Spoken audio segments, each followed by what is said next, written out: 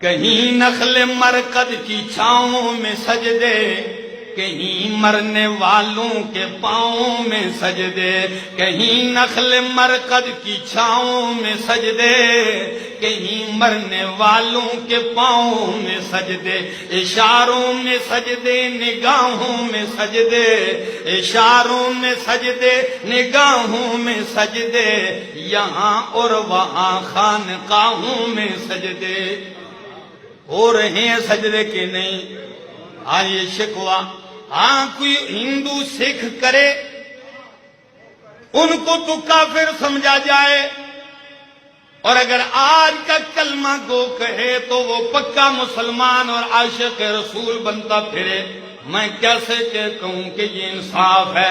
نہ میرا دوست، میری بات سن، شاعر کہتا ہے شکوہ کیا ہے، کرے غیر اگر بت کی پوجا تو کافر، کرے غیر اگر بت کی پوجا تو کافر، جو ٹھہرائے بیٹا خدا کا تو کافر، جو کہ آگ پر بہر سجدہ تو کافر، کواکب میں مانے کرشمہ تو کافر، مگر مومنوں پر کشادہ ہے راہیں، پرستش کریں شوق سے جس کی چاہیں، نبی کو جو چاہیں خدا کر دکھائیں، نبی کو جو چاہیں خدا کر دکھائیں، اماموں کا رتبہ نبی سے بڑھائیں، مزاروں پہ دن رات نظریں چڑھائیں، مزاروں پہ دن رات نظریں چڑھائیں، شہیدوں سے جا جا کے مانگیں دعائیں۔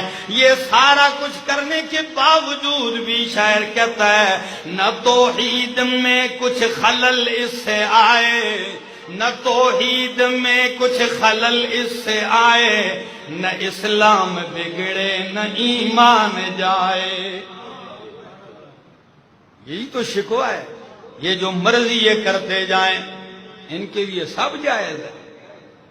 افسوس ہے آج کے مومن پر، آج کے کلمہ گو پہ مشکل، بہت ہی افسوس ہے۔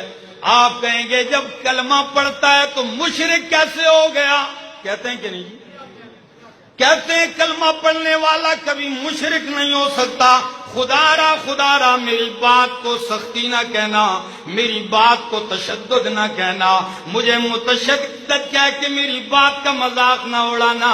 آج کو خدا کا واسطہ دے کے کہتا ہوں جواب دیجئے، اگر کلمہ پڑھنے والا چوری کرے تو چور ہوتا کہ نہیں؟ کلمہ پڑھنے والا ڈاکہ کرے تو ڈاکو بن جاتا ہے، کلمہ گو اگر قتل کرے تو قاتل بن جاتا ہے، کلمہ گو اگر زنا کرے تو زانی بن جاتا ہے، اگر کلمہ گو شرک کرے گا تو مشرک کیوں نہیں بنے گا؟